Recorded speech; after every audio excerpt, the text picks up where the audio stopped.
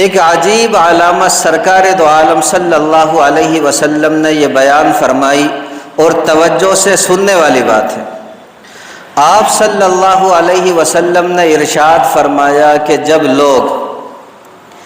جب لوگ ماں کی بجائے بیوی کی فرما برداری کرنے لگ جائیں، اور فرمایا جب لوگ باپ کی بجائے اپنے دوست کی فرما برداری کرنے لگ جائیں، اس کا کہا ماننے لگے، تو سمجھ لیجئے یہ بھی قیامت کی ایک نشانی ہے، یہ بھی قیامت کے آنے کی ایک علامت ہے۔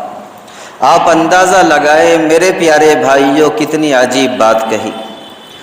دیکھیں شریعت نے ایک دائرہ کار متعین فرما دیا، ماں کے اپنے حقوق ہیں، اسی طرح بیوی کے اپنے حقوق ہیں۔ جب بندہ ان حقوق کے اندر کمی بیشی کرے گا، جب بندہ ان حقوق کے اندر کوتاہی کرے گا، ماں باپ کو نظر انداز کرے گا اور بیوی کی ہر جائز ناجائز بات کو مانے گا، اسی طرح بیوی کی ہر سیاہ و سفید بات کو قبول کرے گا، تم میرے پیارے بھائیوں سمجھ لیجئے یہ بھی قیامت کے آنے کی ایک علامت ہے۔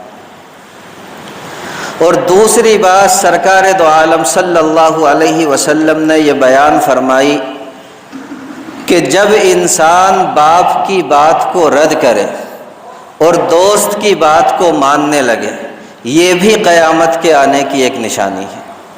آج آپ میرے پیارے بھائیوں دیکھ لیں، آج کے نوجوانوں کے اندر یہ بات کثرت سے پائی جاتی ہے۔ دیکھیں برا نہ ماننا، آج کا نوجوان اپنے باپ سے اس طرح نفرت کرتا ہے جس طرح لوگ پاپ سے نفرت کرتے۔ وجہ اس کی کیا ہے؟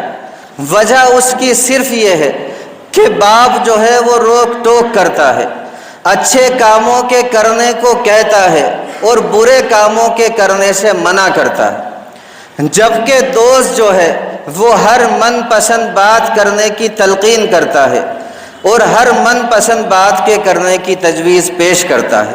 اسی لیے میرے پیارے بھائیوں، دوست اچھا لگتا ہے اور باپ برا لگتا ہے۔